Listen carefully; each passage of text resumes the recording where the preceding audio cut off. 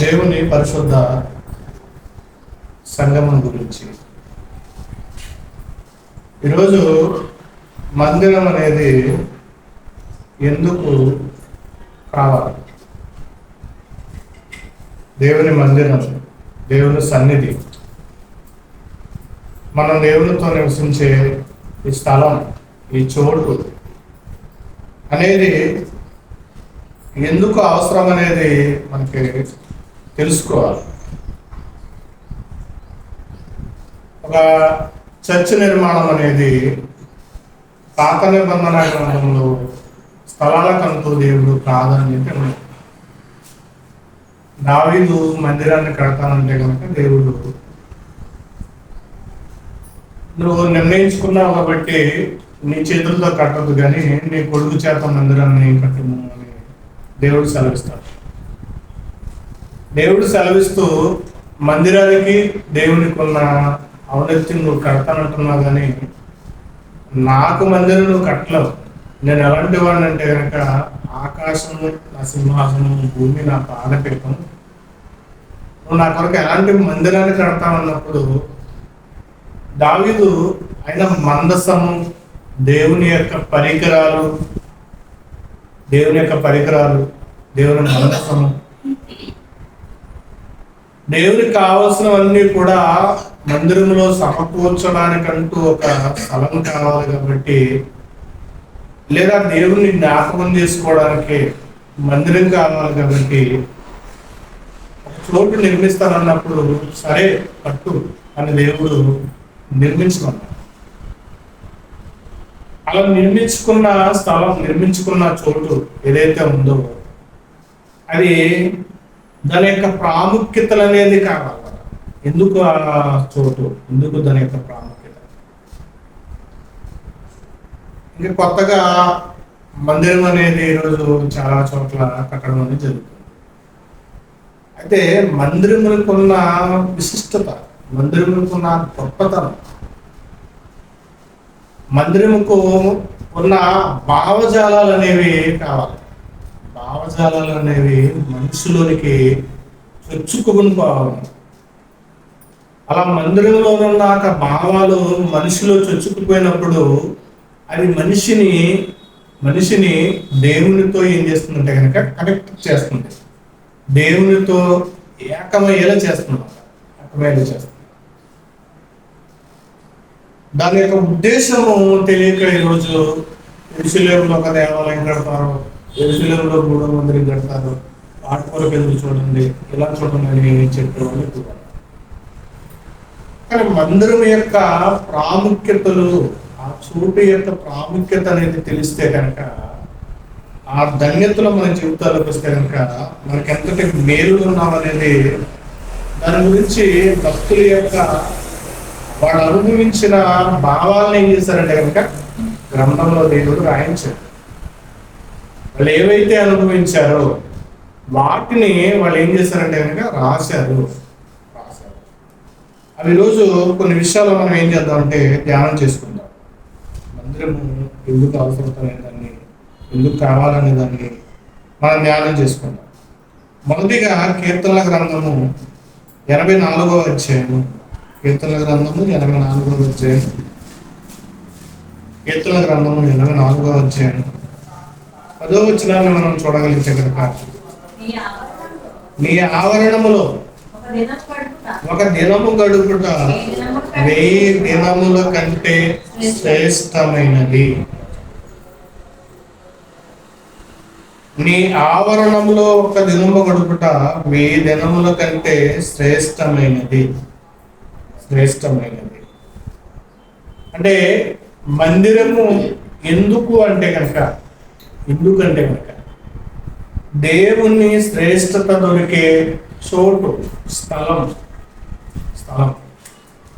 కొన్నిటికి మనము ఇలా పలకరిస్తే కనుక దేవుని శ్రేష్టత దొరికే చోటిది మందిరం. ఎందుకంటే కనుక శ్రేష్టమైనది. ఇక్కడ అల్లాగ గొడవ, వేరే సబ్జెక్ట్ అనేది ఏమి కూడా ఇక్కడ ఏం చేయబడదంటే కనబడదు. వినబడదు. ఉదయం రావగానే ప్రార్థన చేసుకోవడం, పాటలు పాడుకోవడం, మళ్ళా ప్రార్థన చేసుకోవడం, వాక్యం చదువుకోవడం, మన వాక్యాన్ని ధ్యానించడం. శ్రేష్టత.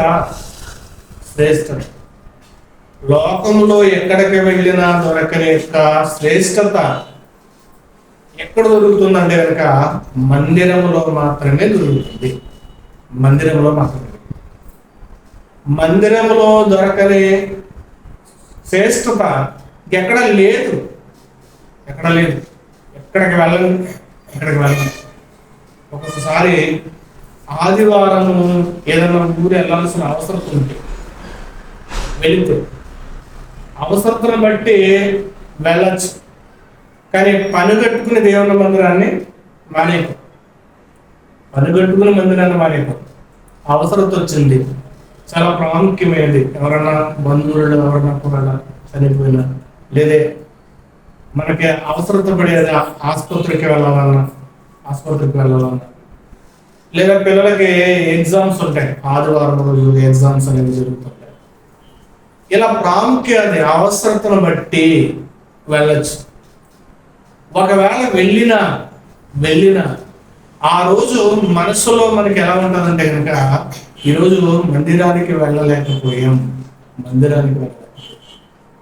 ఒక దిగాలు, ఒక బాధ, ఒక భారం అనేది మనుషులు కొట్టొచ్చినవి కనపడదు.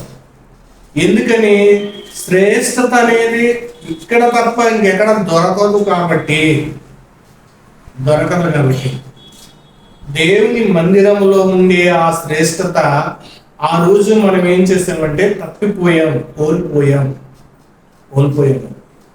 కాబట్టి దేవుని శ్రేష్టత దొరికే చోటు మందిరం.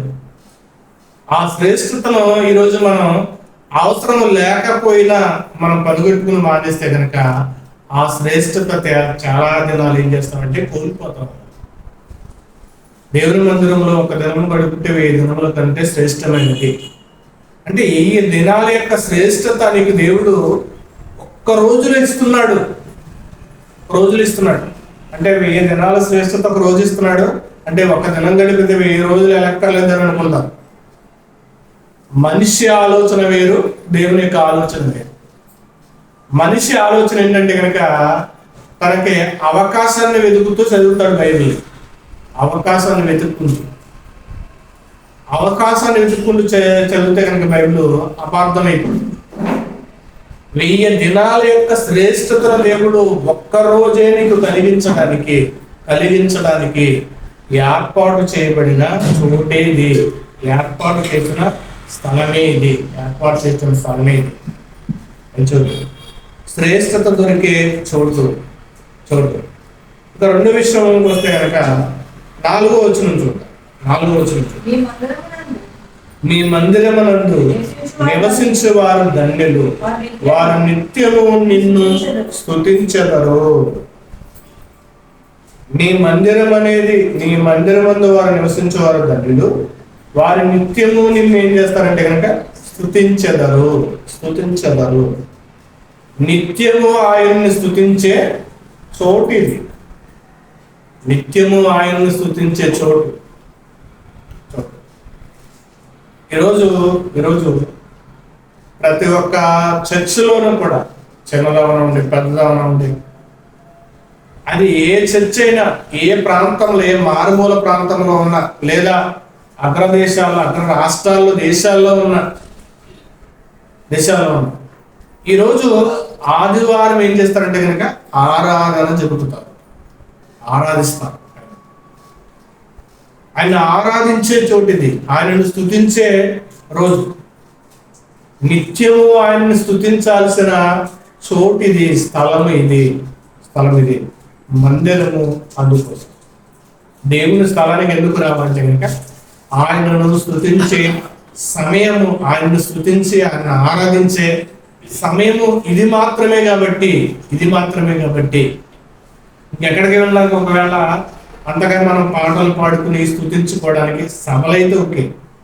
వేరే పని మీద ఎక్కడికైనా వెళ్ళాం అనుకోండి, అక్కడ పాటలు పాడుకోవడం, స్తుతించుకోవడం, ప్రార్థన చేసుకోవడం ఏమైనా ఉంటుందా? ఉండదు. ఎందుకంటే నిత్యము స్తుతించే స్థలము, నిత్యము స్తుతించే చోటు, నిత్యము స్తుతించే చోటు ఏదైనా ఉందంటే కనుక అది దేవుని యొక్క మందిరము, దేవుని యొక్క మందిరం. మరొక విషయంలో మనం చూడగలిగితే కనుక ఈ చోటు ఇంకా ఎందుకంటే కనుక సమూయేలు 2వ గ్రంథం, సమూయేలు 2వ గ్రంథం 12వ అధ్యాయం, సమూయేలు 2వ గ్రంథం 12వ అధ్యాయం 20వ వచనం.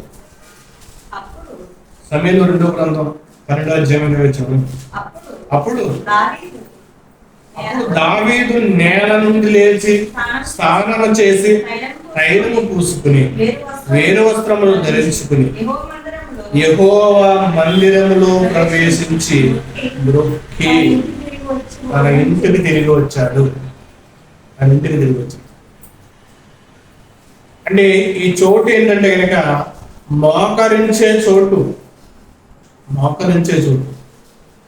మనం ప్రార్థించడానికి దేవుడు మనకు మొర వింటాడు, దేవుడు మన స్వరాన్ని వింటాడు, మన ప్రార్థన ఆలకిస్తాడు. లేదా నేను ఆయనకి సరెండర్ అవ్వాలి, మోకరించడం అంటే కనుక ఆయనకి సరెండర్ అయిపోవాలి. ఆయనకి మనము లోబడే చోటు ఇది, మనం ఆయనకి లోబడే చోటు, లోబడాలి, భయపడాలి, భయభక్తులు అనేవి నేర్చుకోవాలి. మనం భయపడే చోటిది, మనం ఆయనకి సరెండర్ అవ్వాలి, లోబడాలి, విధేయత కలిగి మనము జీవించాల్సిన చోటిది. అందుకు మందిరం ఎందుకంటే గనక మనము ఆయన దగ్గర మోకరలే చోటు. నువ్వే దేవుడవు, నువ్వే ఆరాధనకు యోగ్యుడివే, నువ్వే పూజ్యుడువు, నువ్వు మమ్మల్ని కలగజేసిన వాడు. దేవుని యొక్క మందిరం ఎందుకంటే మనము మోకరించే చోటు. యెహోవా మందిరంలోనికి ప్రవేశించి మ్రొక్కి తన వెంట్రుకి తిరిగి వెళ్ళి భోంచేశాడు దావీదు. తన కొడుకు చనిపోయినప్పుడు ఏడ్చి ప్రలాపించిన తర్వాత స్నానం చేసి, తన కొడుకు చనిపోయిన తర్వాత, చనిపోక ముందు ప్రార్థన చేశాడు, చనిపోయిన తర్వాత స్నానం చేసి మందిరంలోనికి వెళ్ళి ఏం చేశాడంటే కనుక ప్రార్థన చేశాడు. దేవునికి మనము మోకరిల్లే చోటు ఏదైనా ఉందంటే కనుక ఇదే దేవునికి మనం సరెండర్ అవ్వాల్సిన చోటిది. అందుకు దావీదు యొక్క ఉద్దేశం, నేను ఆయనకి ఒక చోట నేను ఉండాలి, నేను ఆయన దగ్గరికి వెళ్ళి ప్రార్థన చేయడానికి. నువ్వు ఇక్కడ ఉంటావు, ఇక్కడ వింటావు, ఇక్కడ నా స్వరం వింటావు, నా మాట వింటావు, మీరు ఇక్కడ ఉంటారు అని దావీదు యొక్క ఆలోచన దేవుడు ఏం చేశాడంటే కాదనలేదు. అందుకు దేవుని యొక్క స్థలం, దేవుని యొక్క చోటు. మరొక విషయం మనం చూడగలిగితే కనుక కీర్తనల గ్రంథం 5వ అధ్యాయం, కీర్తనల గ్రంథం 5వ అధ్యాయం 7వ వచనం. కీర్తనల గ్రంథం 5వ అధ్యాయం 7వ వచనం. నేనైతే నీ కృపాతిశయములను బట్టి నీ మందిరములో ప్రవేశించదను, నీ ఎడల భయభక్తులు కలిగి నీ పరిశుద్ధాలయము దిక్కున చూసి నమస్కరించదను. నేనైతే నీ కృపాతిశయమును బట్టి నీ మందిరములో ప్రవేశించదను, నీ ఎడల భయభక్తులు కలిగి నీ సన్నిధిలో నీ భయభక్తులు కలిగి నీ పరిశుద్ధాలయం దిక్కును చూసి నమస్కరించదను అంటారు. అంటే ఈ చోటు ఏంటంటే కనుక భయభక్తులు నేర్చుకునే చోటు. ఈరోజు స్కూల్లో పిల్లలకి వరకు టీచర్లు పేరెంట్స్కి ఏం చేస్తున్నారు, కంప్లైంట్ ఇస్తున్నారు. మీ పిల్లలకి మేము చదువు చెప్పగలుగుతున్నాం కానీ వాళ్ళకి భయభక్తులు నేర్పలేకపోతున్నాం. స్కూల్లో భయభక్తులు అనేవి నేర్పలేకపోతున్నాం. అస్సలు ఆ మాట అనట్లేదు. ఒకప్పుడైతే కనుక పిల్లలు ఒకవేళ తప్పు చేస్తే టీచర్స్ కొట్టినా కదా, కొట్టారా ఏదో తప్పు చేశారు కాబట్టి కొట్టారు, మంచి పని చేశారు అనేవారు. ఇంకా లేదా ఒకవేళ మా మాస్టర్లు కొడుతున్నారని చెప్పడానికి కూడా ఉండేది కాదు, అక్కడ చెప్తే తల్లిదండ్రులు కొట్టారు. కానీ ఈరోజు ప్రతి కంప్లైంట్ పిల్లలకు చెప్పగానే ప్రతి కంప్లైంట్ తల్లిదండ్రులకు చెప్పగానే తల్లిదండ్రులు వేసుకుని స్కూల్కి వెళ్ళి మా పిల్లల్ని ఎందుకు కొట్టారు అనుకుంటారు. ఆ ధైర్యం వీళ్ళకి వచ్చేసి ఏం చేస్తున్నారండి, ఇంకా టీచర్లు కానీ మాస్టర్లు కానీ లెక్క చేయట్లేదు. ఇంకా వాళ్ళ ఇష్టానుసారంగా ఇంకా టీచర్లు ఏమంటారంటే కనుక పోగ్రీ మాటలతో కూడా ఏం చేస్తున్నారంటే సైడ్గా పిలుస్తున్నారు. వాళ్ళ ఇష్టానుసారంగా ఏదైనా అన్నా కదా దానికి రీకౌంటర్గా మాట్లాడేస్తున్నారు. అంత విచ్చలవిడిగా తయారైపోయారంట స్కూల్లో. కాబట్టి స్కూల్కి వెళ్తే కనుక ఏం చేస్తారంటే వీడు మంచి గౌరవంతో బ్రతుకుతాడు అనేవాడు. స్కూల్కి వెళ్తే మంచి గౌరవంతో బ్రతుకుతాడు, మర్యాద తెలుస్తుంది, పెద్దలందు గౌరవం తెలుస్తుంది అనేవాడు. ఇప్పుడు స్కూల్లో అలాంటిది ఏమీ లేదు. కానీ భయభక్తులు నేర్చుకునే చోటు ఏదైనా ఉందంటే కనుక అది దేవుని మందిరము. దేవుని మందిరం. మనిషికి భయం పుట్టాలంటే ఆ భయాన్ని నేర్పించేది ఎక్కడంటే కనుక మందిరములోనే. ఈ చోటే భయభక్తులు నేర్చుకోవాల్సిన చోటు, భయభక్తులు నేర్పించే చోటు. అందుకే గుడి రాగానే ప్రతి ఒక్కరు ఏం చేస్తారు, చంపలేసుకుంటారు, క్షమించుదేవా అంటే. మందిరం అనగానే ప్రతి ఒక్కరికి గుర్తొచ్చేది ఏంటంటే కనుక భయభక్తులు. జాగ్రత్తగా ఉండాలి. అందుకే అంటాడు కదా ప్రసంగి, నువ్వు మందిరములకు పోయినప్పుడు నీ ప్రవక్తనంతటని జాగ్రత్తగా కాచుకో. దేవుడు ఆకాశమందు ఉన్నాడు, నువ్వు భూమి మీద ఉన్నావు. నువ్వు మందిరములకు పోయినప్పుడు నీ ప్రవక్తనంతటిని కాచుకో అంట. ఎందుకని? ఇది భయభక్తులు నేర్చుకునే చోటు, భయభక్తులు నిలపాల్సిన చోటు. ఇది భయభక్తులు నిలపాల్సిన చోటు. అందుకు మందిరమునికి వెళ్ళాలి. అందుకు మందిరములో ఏం చేయాలంటే కనుక జీవించాలి. అందుకు జీవించాలి. భయభక్తులు కలిగి నీ పరిశుద్ధాలయం దిక్కును చూసి నమస్కరించదను అంట. భయభక్తులు నిలపాల్సిన చోటు, భయభక్తులు నేర్చుకోవాల్సిన చోటు, భయపడాల్సిన చోటు. మన మంతా తుఫాను వచ్చింది కదా, మంతా తుఫాను అందరికి ఇప్పుడు ఏమైంది, భయం పుట్టుకుంది. ఏమో ఎక్కడ ముంచేస్తాదో, అధికారులు యంత్రాంగం అంతా కదులు వెళ్ళిపోయింది. ఇదిగో అన్ని లోతట్టు ప్రాంతాలు అన్ని కూడా ఖాళీ చేయించారు. ఇక ఇలా ప్రాంతాలు ఈ వర్షాలు వస్తే కనుక మీకు జాగ్రత్తలు తీసుకోవాలి. ఆ తుఫానికి చాలా భయపడిపోయారు, కానీ అది పూర్తిగా రాలేదు. మనిషి ఒక తుఫానికి భయపడుతున్నాడు, మనలాగా కుక్కలకి భయపడేది. ఎందుకు కలిసేసి ప్రకృతిలో ఉన్న ప్రతి దానికి కూడా ఏం చేస్తాడంటే మనిషి భయపడడం అలవాటు చేసుకున్నాడు. ప్రతి దానికి భయపడడం అలవాటు చేసుకున్నాడు. కానీ దేవునికి మాత్రం భయపడడం అలవాటు చేసుకోవట్లేదు. భయభక్తులు నేర్చుకోవాల్సిన చోటు ఇది. దేవునికి మనం ఏం చేయాలంటే కనుక భయపడాలి. ఏది చేసినా మనం భయపడి జీవిస్తే గనక దేవుడి యొక్క మనస్సులో మనం ఉంటాం. ఈరోజు మనం భయభక్తులు అనేవి ప్రతి విషయంలో ఉండాలి. అందుకని అన్నమాట భయభక్తులు నేర్చుకునే చోటు ఇది.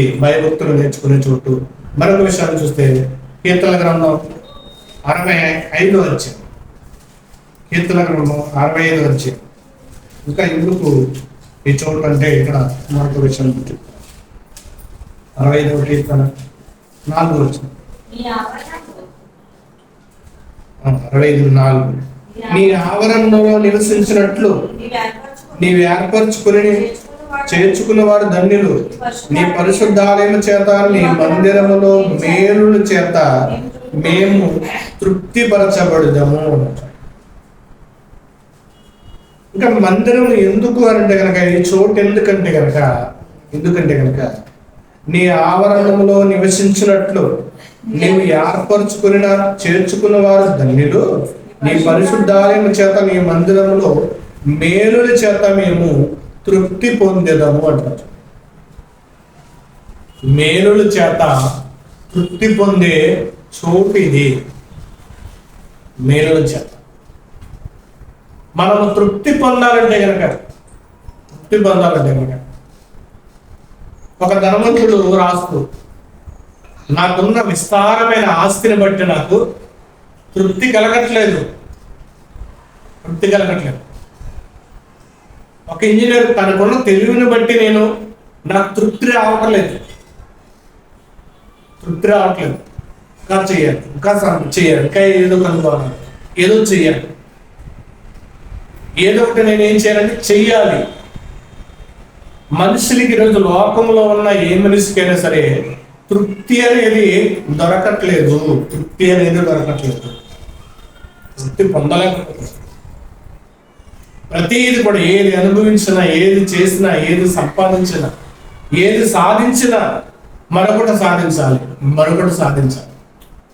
తృప్తి అనేది మనుషులకు కలగట్లేదు. ఇంకా నేను వెళ్ళాలి. మన ఈ మధ్యకాలంలో లేడీ క్రికెట్, మన భారతీయ క్రికెట్ పెట్టారు. అందులో ఒక అమ్మాయి బాగా ఆడి గెలిచి మాట్లాడుతూ ఒక విషయం ఏంటంటే, ఏదో ఇంతటి విజయాన్ని సాధించడానికి జీసస్ మన దేవుడు గ్రేట్ అని చెప్పింది. ఆ విషయాన్ని బట్టి ఈరోజు ఏం చేస్తారంటే అందరూ ట్రోల్ చేస్తున్నారు. జీసస్ అన్నారు, సరే వాళ్ళు ట్రోల్ చేస్తారు. సరే, ఇంకా మనలందరూ కూడా ఏం చేస్తారంటే ఆ మాట్లాడిందని అందరూ ఫేస్బుక్లో, యూట్యూబ్లో షేర్ చేసేస్తున్నారు. ఆమె అంటే దేవుడికి ఏమైనా గొప్ప వచ్చేస్తుందా? దేవుడికి ఏమైనా మహిమ వచ్చేస్తుందా? ఆమెకున్న అవకాశాలను బట్టి లేదో ఒక ఆట ఆడి గెలిచింది. నన్ను ఇంతటి అవకాశం ఇచ్చిన దేవునికి కృతజ్ఞత అన్నది. జీసస్ గ్రేట్ అంది. ఓకే, దానికోసం ఈరోజు సోషల్ మీడియా అంతా కూడా ప్రచారం చేశారు. ఒకవేళ అది చేయడం వల్ల గొప్ప అయిపోద్ది అనుకుంటున్నారు. ఏంటంటే అది అర్థం కాదు. ఇలా ఆమె ఇలాగంది అనగానే ఇంకా అందరూ సేవ్ చేసేది. అమ్మ ఇలాగంది, ఆమె ఇలాగంది. యేసుక్రీస్తు గురించి మాట్లాడచ్చు. యేసుక్రీస్తు వారి దేవుడు అని అందరికీ తెలుసు. గొప్పోడు మాట్లాడినా మహిమే, సామాన్యమైన ప్రజలు మాట్లాడినా ఆయనకి మహిమ చెల్లుతుంది. ఇప్పుడు మన 4 గోడల మధ్య కూర్చొని దేవుని స్తుతించినా కదా ఆయనకు మహిమ చెల్లుతుంది. 4 గోడల మధ్య కూర్చున్నా. ఈరోజు చాలా మంది ప్లాట్ఫామ్ మీద ఉంటారు. ప్లాట్ఫామ్ మీద ఉండి వాళ్ళు యేసుక్రీస్తు అని అనుకున్న వారు ఉన్నారు. వాళ్ళు ప్లాట్ఫామ్ కూర్చుని బైబిల్ చదువుతున్నారు. వాళ్ళు ఆ స్థలం లేని చోట కూడా ఏం చేస్తున్నారంటే వాళ్ళు మోకరించి ప్రార్థిస్తున్నారు. అలాంటి వారి ద్వారా వస్తే దేవునికి మహిమ వస్తుంది. దేవునికి. క్రికెట్ ఆడిన ఆమె యేసుక్రీస్తు దైవం అని మాట్లాడినంతరానే ఏదో వీళ్ళకేదో గొప్ప వచ్చేస్తుందని ఏం చేస్తున్నారంటే కనుక ప్రతి వీడియో స్టేటస్లు, వాట్సాప్లో, ఫేస్బుక్లో పెట్టేసి ఆమె పరువుని ఏం చేస్తున్నారంటే దిగజార్చేస్తున్నారు. ఈరోజు అలా కట్టడం వల్లే ఏమైంది, ఇలా క్రైస్తవులు కాబట్టి అలా చేశారు కదని చాలా ఆమెని ట్రోల్ చేస్తూ ఏం చేస్తున్నారంటే ఆమెని హీనపరిచేస్తున్నారు. ఆమెకి అవమానకరంగా మాట్లాడుతున్నారు. క్రైస్తవులు ఒక విషయం రాగానే ఎవరైనా ఒక గొప్పోడు మాట్లాడగానే ఈయన యేసుక్రీస్తు వారి కొరకు మాట్లాడాడు, వాళ్ళు మాట్లాడితే గొప్పే ఉంది. ఈరోజు తృప్తి లేని జనం. అసలు యేసుక్రీస్తు వారి గురించి ఎవరో మాట్లాడితే గొప్పే ఉంది, ఎవరో మాట్లాడితే గొప్పే ఉంది. మనం మాట్లాడితే గొప్ప కదా, మనం మాట్లాడే మాటలు గొప్ప కదా. అది మర్చిపోతుంది ఈరోజు క్రైస్తవ సమాజం, మర్చిపోతుంది. ఇంకా దేవుని యొక్క తృప్తి దొరికే చోటు ఏదైనా ఉందంటే కనుక మందిరంలో నివసించటమే. ఎవరో ఏదో మహిమ చెల్లించేశారని, ఎవరో క్రికెటర్ మహిమ చెల్లించేశారని, ఇలా ఒక సినిమా హీరో మాట్లాడేశాడని, ఒక రాజకీయ నాయకుడు దేవుడి గురించి మాట్లాడేశాడని ప్రచారం చేసేస్తున్నారు. వాళ్ళు అసలు ప్రచారం పబ్లిసిటీ చేయాల్సిన అవసరతే లేదు. దేవుడు మనకిచ్చిన తృప్తి, మనం దేవుణ్ణి 10 మందిలో స్తుతిస్తే గొప్ప విషయం. నలుగురిలో దేవుని గురించి ఒప్పుకుంటే గొప్ప విషయమే. నలుగురిలో దేవుని గురించి చెప్పితే అది గొప్ప విషయమే. అంతకు మించిన గొప్ప విషయం ఏమీ లేదు. ఎవరో చెప్పేదాన్ని ఏమీ లేదు. తృప్తి అనేది దేవుని మందిరంలో నివసించినప్పుడు దొరికేది. మరొక విషయాన్ని చూస్తే కనుక 52వ కీర్తన 8వ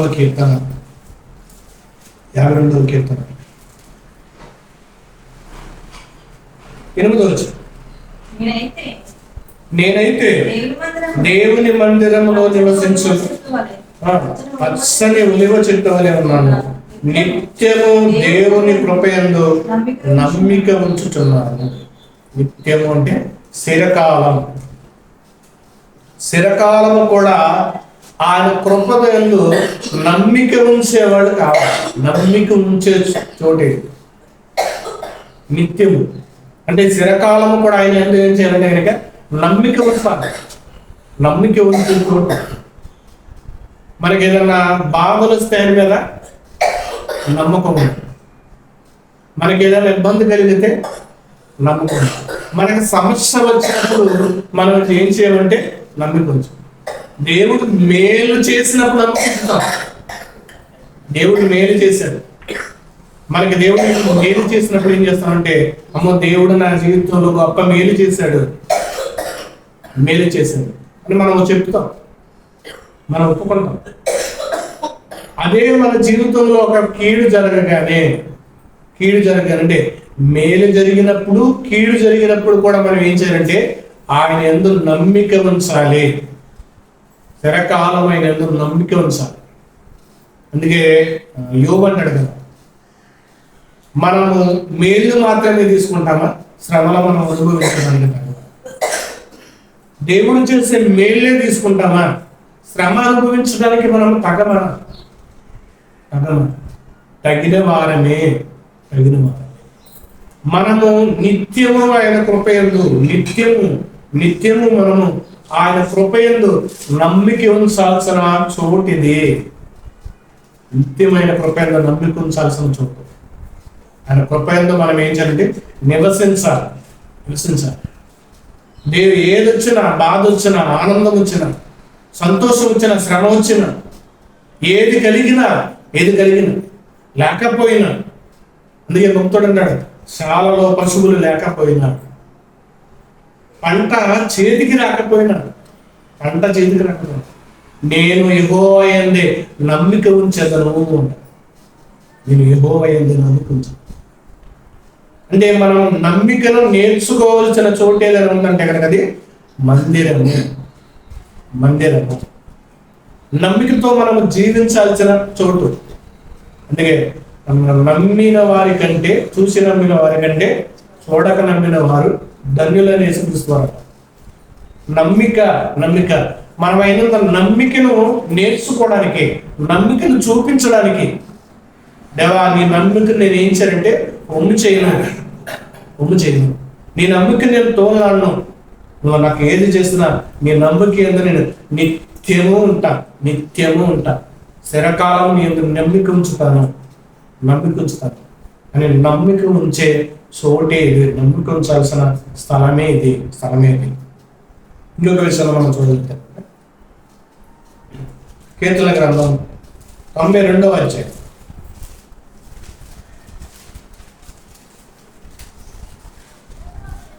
కీర్తనల గ్రంథం 92వ అధ్యాయం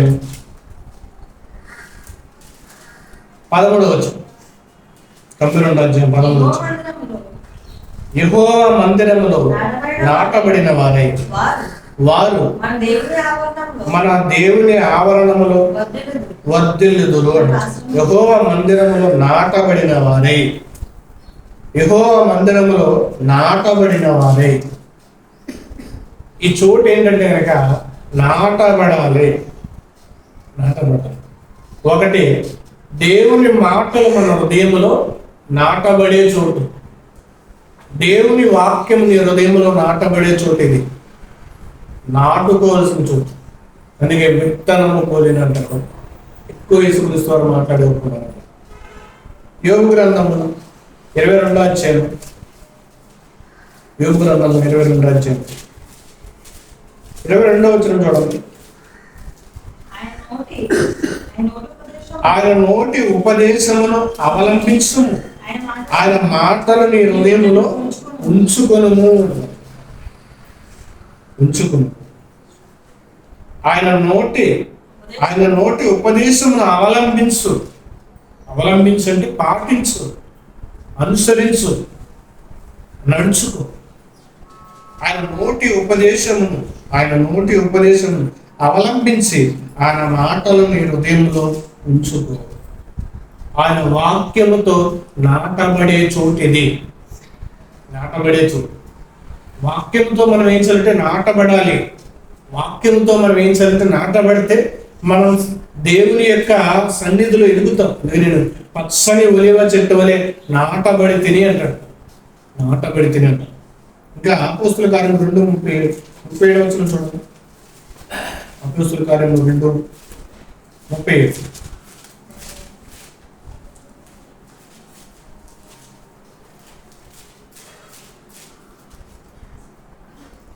వారి మాటలు విని హృదయంలో నొచ్చుకుని, సహోదరులారా మేము దేని చేత అని పేతురుని అడిగారు, అపోస్తులను అడిగారు. వారు ఈ మాటలు విని హృదయంలో నొచ్చుకున్నారని. అంటే హృదయంలోనికి వెళ్ళి ఏం చేయాలంటే నొచ్చుకున్నదంటే పొడవబడింది అని పుట్టినట్లు ఉంటారు. అంటే నాటబడింది. అంటే విత్తనాలు తీసుకువెళ్ళి పంట చేలు ఏం చేయాలంటే కనుక అలా చదువు చేయకోకుండా, దున్నకోకుండా ఒకవేళ అలా చల్లిస్తే ఏమవుతుందంటే ఆ పంట సరిగ్గా పండుతుంది. నాటబడాలి. ఒక చెట్టు తీసుకువెళ్ళి అలా నేల మీద అలా పడేసి వస్తే అదేమవుతుందంటే ఎటు ఉరిగిపోతుందో తెలియదు, ఏళ్ళైతే వస్తాయి, ఎలా వంకరగా వెళ్తుందో తెలియదు. తొందరగా గాలివాన రాగానే ఏమవుతుందండి, పడిపోయే అవకాశం. అది సరిగ్గా పొయ్యి తీసి దాన్ని పాతి మన్ను పైన పోసి సరిగ్గా నాటి మొక్క నాటగలిగితే కనుక దానికి ఉన్న బలాన్ని బట్టి ఏర్లు తనుకుని బలంగా ఏం చేస్తానంటే ఎదుగుతుంది. వాక్యం అనేది మన హృదయంలో కూడా ఏం చేయాలి కనుక నాటబడాలి, పొడవబడాలి. నేనేం చేయాలి? ఈ మాటలను బట్టి నేనేం చేయాలంటే కనుక నన్ను నేనేం చేసుకోవాలంటే కనుక కట్టుకోవాలి. అందుకు దేవుని యొక్క వాక్యం చేత నాటబడే చోటు ఇది, నాటబడే స్థలం ఇది, నాటబడే స్థలం. ఇది మందిరం. ఇవి మందిరం గురించి దేవుడు చెప్పిన వాళ్ళ యొక్క భక్తుల యొక్క అనుభవాలను దేవుడు రాయించిన విషయాలు. ఈ యొక్క శ్రేష్టత దొరికే చోటిదే, నిత్యము ఆయన్ని స్తుతించే చోటిదే, మోకరించే చోటిదే, ఆయన ఎందుకు భయభక్తులు నేర్చుకునే చోటిదే, తృప్తి పొందే చోటిదే. ఇంకా వాక్యము నాటబడే చోటు కూడా ఇదే. వాక్యములలో నాటబడుతున్నప్పుడు చోటి, వాక్యం చదువుతున్నప్పుడు, వాక్యం బోధిస్తున్నప్పుడు ఆ వాక్యం మనలో నాటబడాలి. నాటబడకుండా పెళ్ళగించుకుని వెళ్ళిపోయే సాతాను ఏంటంటే కనుక అది పక్షులు అవి వచ్చే విత్తనాలన్నీ కూడా ఎత్తుకుని పోతాయని. నాటబడ్డానికి మనం ఏం చేయాలంటే కనుక ఆ అవకాశం ఇవ్వాలి. మనం హృదయాన్ని ఏం చేయాలంటే కనుక తెరవాలి. తెరిసినప్పుడే కనుక ఆ వాక్యం ఏమవుతుందంటే మనుషుల్లో నాటబడుతుంది. నాటబడినప్పుడు మనం దేవుని యొక్క సన్నిధిలో వర్ధిల్లుతుంటాం. ఇంకా చివరిగా ఒక 2 విషయాలు చూసుకుని తెలుసుకుంటాం. రాజుల మొదటి గ్రంథం 8వ అధ్యాయం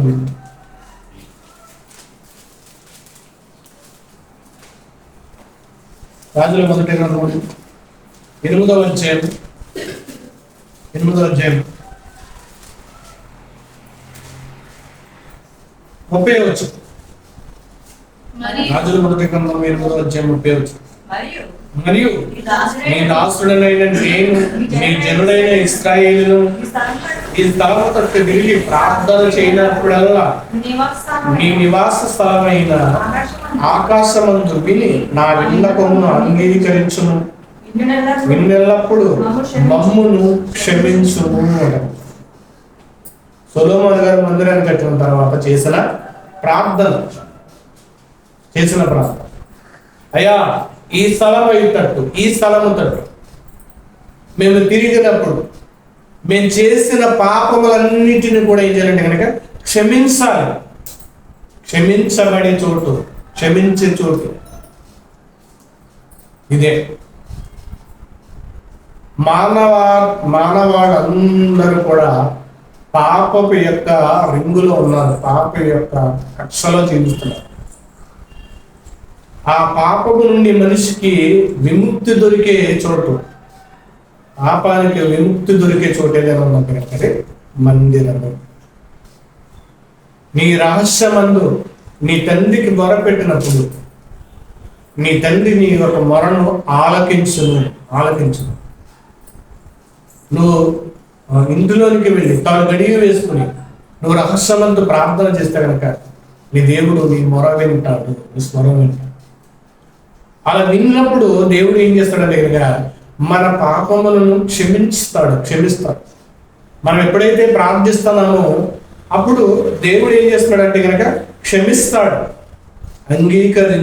అంగీకరించి విననెల్లప్పుడు మమ్ములను క్షమించుము. మమ్మల్ని క్షమించబడే చోటు. మనం దేవుని మందిరములకు ఎందుకు రావాలంటే కనుక క్షమింపబడ్డానికి. దేవుడు మనల్ని క్షమిస్తే కనుక మన పాపములన్నీ కూడా ఏమవుతాయంటే పోతాయి, తీసివేయబడతాయి. మన పాపములను క్షమించబడే చోటు, కడుక్కోవలసిన చోటు, మన పాపములను కడుక్కోవలసిన చోటు. అందుకే లూకాసు వార్తలో ఒక సందర్భం కనపడుతుంది. లూకాసు వార్త 18వ అధ్యాయంలో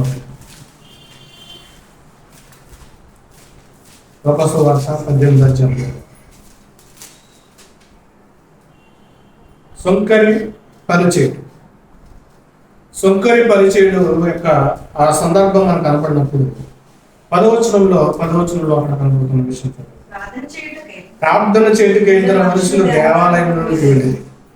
వారిలో ఒకడు పరిచయుడు, ఒకడు సొంకరి. పరిచయుడు నిలబడి, దేవా, నేను శూరులను, అన్యాయస్తులను, వ్యభిచారులైన ఇతర మనుషులైన ఈ సుంకరుల వల్ల ఉండనందుకు నీకు కృతజ్ఞతాస్తుతులు చెల్లించుతున్నాను.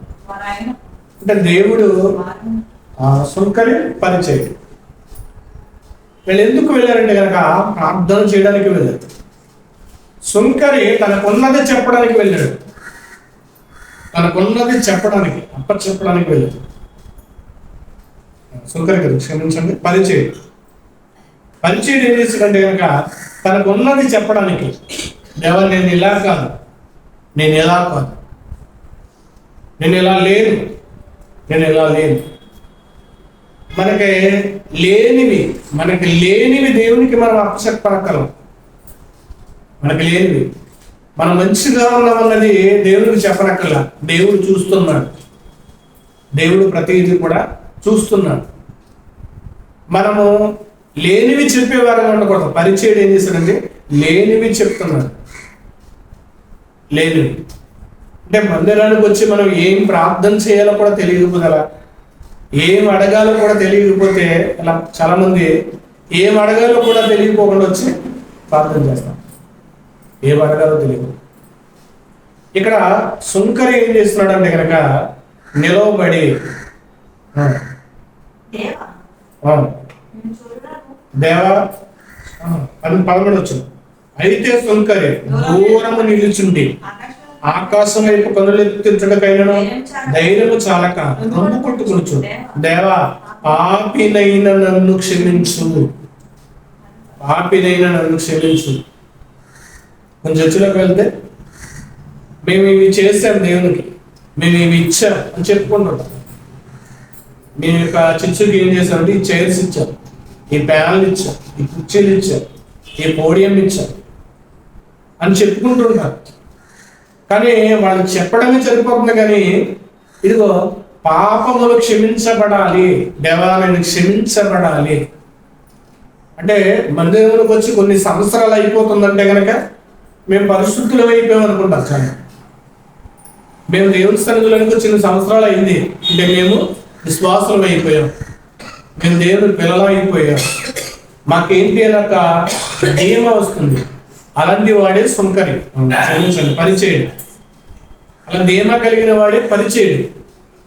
కానీ సుంకరి ఏం చేస్తున్నాడంటే కనుక ఆకాశం వైపు కొనలెత్తడానికి ధైర్యం సాగుతాడు. ఎందుకంటే ఆకాశం అందు ఆయన చూస్తున్నాడు కాబట్టి, ఆకాశం అందుండే ఆయన చూస్తున్నాడు కాబట్టి ధైర్యం చాలక రొమ్ము కొట్టుకుని మోకరించి ప్రార్థన చేశాడు. పాపినైన నన్ను క్షమించు, నన్ను క్షమించు, పాపినైన నన్ను క్షమించు, దేవాలను పాపిని నన్ను క్షమించు. క్షమించు అనగానే అతడు నీతిమంతుడుగా తీర్చబడ్డాడు, నీతిమంతుడుగా తీర్చబడ్డాడు.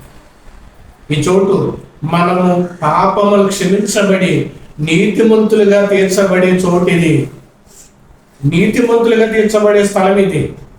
అందుకు దేవుని మందిరానికి రావాలి, అందుకు మందిరానికి రావాలి. సోమవారం నుండి శనివారం వరకు మన జీవితాల్లో ఏదొక విషయంలో, ఏదొక ఆలోచనలో, ఏదొక పరిస్థితుల్లో లోకంలో మనం జీవిస్తూ ఉంటాం. ఏదొకటి మన చెవులు పడటం, మన కళ్ళ పడటం చూస్తుంటాం, ఏదొకటి చేస్తుంటాం. మన ఇన్ని దినాలు కూడా మనము చర్కులు చేస్తున్న దినాలలో ఉన్న ఆ కోపమే కానివ్వండి, ఇంక ఏదైనా కానివ్వండి, దానంతటికీ కూడా విముక్తి ఎక్కడ దొరుకుతుంది, క్షమాపణ ఎక్కడ దొరుకుతుంది అంటే కనుక ప్రభు సన్నిధిలో మాత్రమే, దేవుని సన్నిధిలో మాత్రమే, ఈ స్థలంలో మాత్రమే మనకి క్షమాపణ లభించే చోటు ఏదైనా ఉందంటే కనుక ఇదే. ఒక వ్యక్తి పట్ల మనం ఏదైనా పొరపాటు చేసినప్పుడు సారీ అంటే కనుక సారీ అంటే సరిపోద్దా అని అడుగుతారు. సారీ చెప్తే సరిపోద్దా అంటే లోకంలో మనకి క్షమాపణ అనేది దొరకదు. కానీ క్షమాపణ అనేది దొరికే చోటు ఏదైనా ఉందంటే కనుక అది దేవుని యొక్క స్థలం, దేవుని యొక్క స్థలం. ఈ స్థలంలో మాత్రమే మనకి క్షమాపణ అనేది దొరుకుతుంది. అదే అక్కడ మన కీర్తన గ్రంథం వల్ల చదువుతుంది. రాజుల మొదటి గ్రంథం మరియు నీ దాసుడును నేను నీ జనులైన ఇశ్రాయేలులను నీ స్థలము తట్టు తిరిగి ప్రార్థన చేయనప్పుడు ఎప్పుడైనా సరే నీ నివాస స్థలమైన ఆకాశమునందు విని మా విన్నపములు అంగీకరించు, వినెల్లప్పుడు మమ్మల్ని క్షమించుము, వినెల్లప్పుడు కూడా మమ్మల్ని క్షమించుము. క్షమించబడే చోటు, క్షమించబడాల్సిన చోటు ఇదే మందిరము. చివరిగా ఒక మాట కోసం చూచు. దినవృత్తాంతాల 2వ గ్రంథం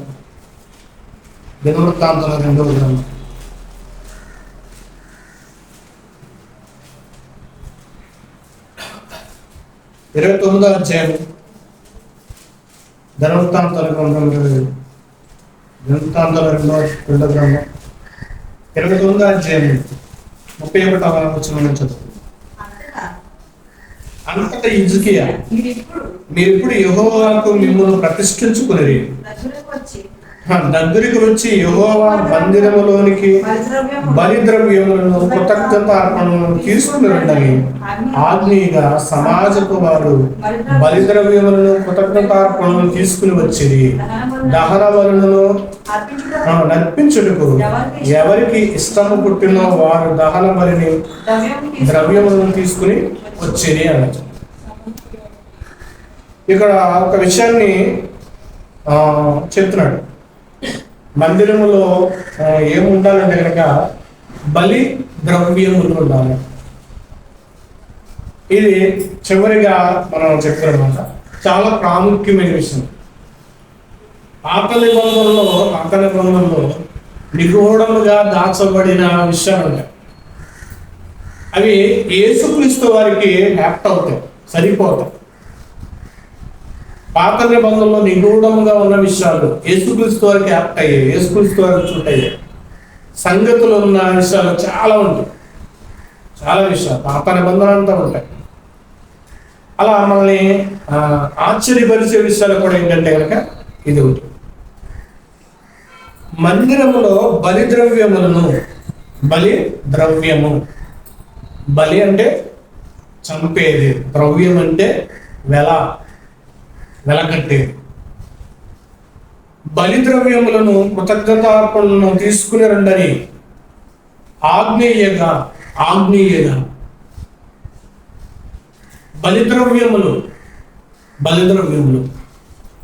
ద్రవ్యములు దొరికి ఒక చోటిది ఎక్కడ దొరుకుతుంది?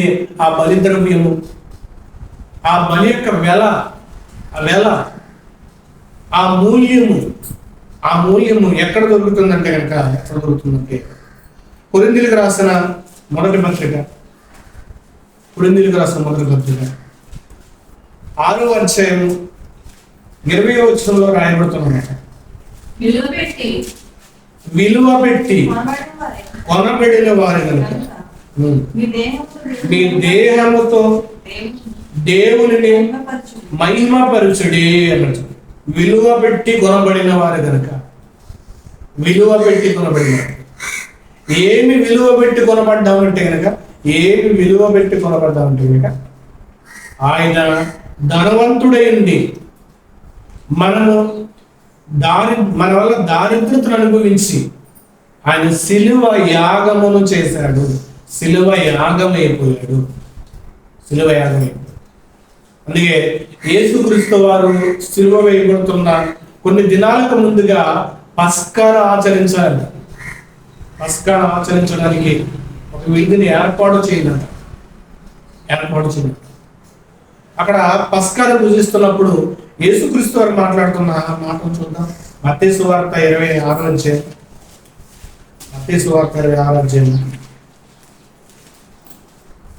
26వ వచనం. వారు భోజనం చేయుచుండగా యేసు ఒక రొట్టెని పట్టుకుని దాన్ని ఆశీర్వదించి విరిచి తన శిష్యులకు ఇచ్చెను. మీరు తీసుకుని తినుడి, ఇది నా శరీరము, బలి ద్రవ్యము. నా శరీరము, ఇది బలి ద్రవ్యము. యేసుక్రీస్తు వారు బలి అయిపోయిన ఆ దేహము, ఆయన రక్తము, ఇది నా శరీరము. ఈ రొట్టెని తీసుకున్నాడు అన్నప్పుడు కూడా ఇది నా శరీరము. ఇందులో ఈ పాత్రలను తాగినప్పుడల్లా ఇది నా రక్తము. బలి ద్రవ్యాన్ని ఇచ్చాడు. ఆ బలి యొక్క వెలను ఏం చేస్తాడంటే యేసుక్రీస్తు మన చేతిలో పెట్టాడు. ఆయన బలి ద్రవ్యము దొరికే చోటిది. ఆయన బలి ద్రవ్యములో పాలు పుచ్చుకోవలసిన చోటిది. బలి ద్రవ్యంలో మనం పాలు పుచ్చుకోవలసిన సమయం ఇది. ఆయన బలి యొక్క ద్రవ్యాన్ని మనం ఏం చేయాలంటే కనుక మనం ప్రతి ఆదివారం కూడా మనం ఏం చేస్తున్నామంటే తీసుకుంటాం. ఆయన బలిలో మనం ఏం చేస్తున్నాం అంటే పాలి భాగస్తులు అవుతున్నాం. మనం కూడా వధింపబడిన వారము. ఆయన వధింపబడిన గొర్రె పిల్లగా ఈ లోకానికి వచ్చారు. వధింపబడిన గొర్రె పిల్లగా అంటే బలియాగం అవ్వడానికి వచ్చిన గొర్రె పిల్ల. ఆయన బలి అయిపోయాడు. బలి అవ్వడానికి ముందుగా ఆయన చెప్తున్నాడు, ఇది నా శరీరము, నా రక్తము, దీని త్రాగుడి, దీని తినుడి అన్నది. బలి ద్రవ్యములు ఉండే చోటు ఏదైనా ఉందంటే కనుక అదే దేవుని యొక్క మందిరము, దేవుని యొక్క మందిరం. అందుకే అపోస్తలుడైన పౌలు గారు కొరింథీయులకు రాసిన పత్రికలో ఈ విషయాన్ని మాట్లాడారు. కొరింథీయులకు రాసిన మొదటి పత్రిక 11వ అధ్యాయం 24 రాయబడుతుంది. కొరింథీయులకు రాసిన మొదటి పత్రిక 11:24. దాని గురించి ఇది మీ కొరకైనా నా శరీరం నన్ను జ్ఞాపకం చేసుకోవడానికి నేను చేయడని చెప్పాను అంట. మనం ఆయన బలిద్రవ్యాన్ని జ్ఞాపకం చేసుకోవడానికి ఇది చెయ్యండి. ఆయన బలిని జ్ఞాపకం చేసుకోవడానికి, ఆయన బలిని జ్ఞాపకం చేసుకోవడానికి అమూల్యమైన రక్తము చేత ఆయన ఏం చేశారంటే మనలను కొన్నాడు. అమూల్యమైన రక్తం, ఆయన విమోచన రక్తము చేత మిమ్మల్ని కొన్నాడు అంట. విమోచనమైన రక్తం, అమూల్యమైన రక్తము చేత మిమ్మల్ని కొన్నాడు అంట. విమోచన రక్తం, అమూల్యమైన రక్తం. అమూల్యమంటే వెలకట్టలేంది. ఒకవేళ పాత నిబంధనలో బలిద్రవ్యాన్ని తీసుకురావాలంటే కనుక ఏదైనా ఒక జంతువుని, ఒక పావులను తీసుకుని వచ్చి బలిగా ఇవ్వాలి. అది కొనుక్కు తీసుకురావచ్చు. ద్రవ్యం అంటే వారికి ఉన్న సంపదలో ఉన్న ద్రవ్యాన్ని తీసుకుని వచ్చి ఇవ్వచ్చు, సంపదను తీసుకుని వచ్చి ఇవ్వచ్చు. కానీ యేసుక్రీస్తు వారు చేసిన త్యాగం అయితే ఏదైతే ఉందో దాన్ని ఎవరు కూడా వెలకట్టలేరు. ఎంత అని వెలకట్టలేరు. ఎంత ఇస్తే సరిపోతుంది అందరికి? సరిపోదు. ఎందుకంటే మనందరి పాపముల కొరకు ఆయన ఏం చేశాడు? రక్తాన్ని కార్చాడు, రక్తాన్ని సిందించాడు. మన కొరకు ఆయన త్యాగమైపోయాడు, బలి అయిపోయాడు. ఆయనే బలిద్రవ్యాలను మనకి ఏం చేస్తుందంటే మనము వాటిని చేయాల్సిన వారు ఉండగా ఆయనే ఆ బలిద్రవ్యాలను మనకి సమర్పించాడు. తండ్రికి సమర్పించి ఆ బలిద్రవ్యములను, ఆ శరీరాన్ని, ఆ రక్తాన్ని మనం భుజించే అవకాశం ఇస్తున్నాడు. ఆయన రక్తంని, ఆయన శరీరంలో పాలు పంచుకుంటాము. మనము ఆ నివసించే ఈ చోటు యొక్క అనుభవాలు మనకి ఏమవ్వాలంటే కనుక ఎప్పుడు కూడా జ్ఞాపకం ఉండాలి. అమ్మో, బలిద్రవ్యాలు నేను మిస్ అయిపోతాను. దేవుని సన్నిధికి వెళ్ళకపోతే ఆ శ్రేష్టత నాకు దొరకదు, శ్రేష్టత పోగొట్టుకుంటాను. దేవుని యొక్క నిత్యము ఆయన స్తుతించే చోటు పోతుంది, మోకరించే చోటు ఇది. నేను మోకరించాల్సిన చోటు ఆయన సన్నిధిలో. భయభక్తులు నేర్చుకోవాల్సిన చోటు ఇది. భయభక్తులు నేర్చుకునే చోటు, నాకు భయభక్తులు నేర్పించే చోటు ఇది. దేవుడు భయభక్తులు నేర్పించే చోటు ఇది. భయభక్తులు తృప్తి పొందే చోటు. ఇక్కడ మందిరములకు మించిన తృప్తి లోకములో ఎక్కడికి వెళ్ళినా, ఎక్కడ తిరిగినా, ఏం చేసినా, ఏమి కనుగొన్నా, ఏం సంపాదించినా, ఎంత ఆటాడినా తృప్తి అనేది మనుషుల్లో ఉండదు. తృప్తి అనేది ఒక వ్యక్తి 1 రూపాయలు సంపాదించాడు, ఇంకొకటి సంపాదించాలనుకుంటాడు, కానీ తృప్తిగా ఉండాలన్న జీవితం ఉండదు. కానీ మందిరంలోకి వెళుతున్న వారు, సామాన్యమైన ప్రజలు చూస్తే కనుక అమ్మ ఈరోజు ఆదివారం మందిరానికి వారు మేము 1,00,000 రూపాయలు ఇచ్చినా కదా పనికి రామండి ఇవాళ, ఎందుకంటే నాకు ఆదివారం అని చెప్తుంటారు చాలా. మీరు 10 లక్షలు ఇచ్చినా కానీ మేము రాము మందిరానికి వెళ్ళాలి. ఎందుకని? ఇక్కడ తృప్తి ఉంటుంది, తృప్తి దొరుకుతుంది. తృప్తి దొరికే చోటు ఇది. దేవుని మందిరంలో తృప్తి దొరికే చోటు ఇదే. మీ చిరకాలం ఆయన కృపయందు నమ్మిక ఉంచాల్సిన చోటు ఇది. మనకి బాధలైన, నిందలైన, ఆనందమైన, ఆరోగ్యమైన ఆయన కృపయందు మాత్రమే నమ్ముకుంటాం. దేవా ఈ ఆరోగ్యాన్ని ఇచ్చారు, దేవా ఈ బలహీనత ఉంది, ఆయన మీకు కృతజ్ఞత ఉంది. ఆయన కృపయందు మనం నమ్మిక ఉంచాల్సిన చోటు ఇది. వాక్యము నాటబడే చోటు ఇది. వాక్యముతో మనం నాటబడాలి. వాక్యముతో నాటబడినప్పుడే మనం ఏం చేయగలమంటే ఎదగలం.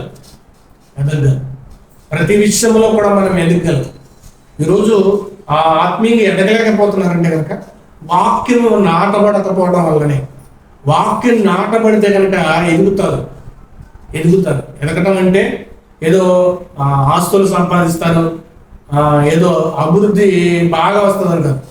వాక్యంలో నాటబడినప్పుడు మళ్ళీ ఏది కూడా ఏం చేయదంటే ఆటంకపరచలేదు ఆటంకపరచలేదు మళ్ళీ ఏది కూడా అడ్డుకట్ట వేయలేదు. వాక్యానికి మించి మనం దేనికి కూడా తలవగ్గం. వాక్యముతో నాటబడినప్పుడు వాక్యానికి దాటి వెళ్ళం, వాక్యానికి దాటి వెళ్ళం. అలాంటి జీవితం ఉంటుంది. ఇంకా దేవుడు క్షమించే చోటు ఇది. దేవుడు క్షమించే చోటు. ఎక్కడికి వెళ్ళండి, ఎవరు కూడా క్షమాభిక్ష పెట్టకపోతే కనుక దేవుడు మాత్రమే క్షమాభిక్ష పెట్టలేదు. ఆయనకి మాత్రమే అధికారం ఉంది. దేవుడు క్షమించే చోటు ఇది, క్షమించే చోటు. అలా క్షమించబడినప్పుడు ఆయన శరీరంలో, ఆయన రక్తంలో పాలు పంచుకునే సమయం ఇది. బలిద్రవ్యములు దొరికే చోటు. ఆ బలిద్రవ్యములను తీసుకోవాల్సిన చోటు ఇది, తీసుకోవాల్సిన చోటు. మందిరానికి రాని వారు ఇన్ని సంగతులు ఏం చేస్తున్నారంటే కనుక కోల్పోతున్నారు.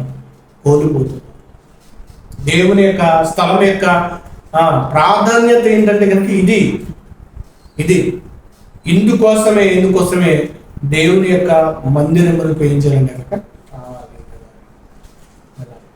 ఆదివారం అనగానే సిద్ధపడి ఈ విషయాలన్నీ మనకు గుర్తున్నప్పుడు మనం దేవుని యొక్క వాక్యంతో ఏం చేస్తామంటే కనుక మమేకమవుతాం, ఏకంగా జీవిస్తాం. కాబట్టి మందిరానికి మనం ఎందుకు అలవాటు ప్రకారంగా లేదా మానేయాలని, లేకపోతే ప్రతిసారి కూడా మానేస్తే కనుక మనం పడతాం. ఏదో అవసరం వచ్చి, ఏదో అనారోగ్యం వచ్చో, లేకపోతే ఎక్కడికైనా మన బంధువులు అర్జెంట్గా ఎవరైనా మనకి బాగా ఆప్తులు ఎవరైనా కనుక ఒకవేళ ప్రమాదంలో ఉంటే కనుక వారిని చూడడానికి వెళ్ళడానికి, ఇలా అయితే 1-2 సార్లు మానివేసిన సమయంలో ప్రతిసారి కూడా మానివేయాలని, మనకు అవసరం లేకపోయినా మానివేయాలనుకుంది కనుక ఇన్ని సంగతులు మరిచిపోతున్నారు, కోల్పోతున్నారు. కాబట్టి మందిరంలోనికి రావడానికి, ఆయన స్థలం నివసించే చోటు యొక్క ప్రాధాన్యత ఇది. ఇందుకోసమే దేవుని సన్నిధిలోకి రావాలి, దేవునితో సహవాసం చేయాలి, దేవునితో గడపాలి. అందుకే అపోస్తులు కూడా అదే చెప్పారు, ప్రభు యొక్క సహవాసం నందు, ప్రార్థన చేయటం, రొట్టె విరుచుటయందు వారు ఎడతెగక ఆగిపోయి వెళుతులేరంట. ఎడతెగలేదంట అంటే కంటిన్యూగా, ఎడతెగ అంటే కంటిన్యూస్ ఉంటా అంటే మానక. ఆ సమయం సమీపించిన కొలది మీరు కూడుకొనటం మరీ ఎక్కువగా ఉండాలంట. ఆ సమయం సమీపించిన కొలది మరీ ఎక్కువగా కూడుకోండి, ఆగిపోకండి, తగ్గించేకండి, మానేయకండి. మరీ ఎక్కువగా కూడుకోండి, మరీ ఎక్కువగా చేయండి, మరీ ఎక్కువగా పాటించండి, మరీ ఎక్కువగా ప్రయత్నం చేయండి, ఎక్కువ చేయమని దేవుడు చెప్తే మనం ఉన్నవే చేయడానికి మనం ఏం చేస్తామంటే బద్దకిస్తాం. ఉన్నవేట్లోనే రావడానికి మనం బద్దకిస్తాం. కానీ ఆయన ఏం చేయమంటాడంటే ఎక్కువ చేయండి, మరీ ఎక్కువ చేయండి. కాబట్టి దేవుని యొక్క మందిరంలో ఉన్న ప్రసన్నత, దేవుని మందిరం ఉండే ఆ చోటుకున్న ప్రాముఖ్యతలు ఇవి. వీటిని మనం ఏం చేయకూడదంటే దుర్వినియోగం పరచుకోకుండా సద్వినియోగం చేసుకుంటూ దేవుణ్ణి ఆరాధించేవారుగా, దేవుణ్ణి మహిమపరిచేవారుగా ఉన్నారని కోరుకుంటూ నా మాటలు ముగిస్తున్నాను. ప్రార్థన చేసుకుంటాం. పరిశుద్ధుడా, మహోన్నతుడా, సర్వోన్నతుడా, మీ ఉన్నతమైన పవిత్రమైన ఘననామానికి స్తోత్రాలు. మీ కృప చేత, మీ ఆత్మ చేత నడిపించి బలపరచండి. మీ శక్తిని, మీ సహాయం అనుగ్రహింపచేసి ప్రతి విధముగా మమ్మల్ని నడిపించండి, సహాయం చేయండి. మీ పిల్లగా మీ మందిరంలో ఉన్న ఆ ధన్యత, ఆ గొప్పతనం తెలుసుకున్నారు. ఆ ప్రాముఖ్యతలను బట్టి మీరు తెలిసిన భాగ్యాన్ని దయచేసి రచించారు. క్రీస్తు వారి ప్రార్థించడం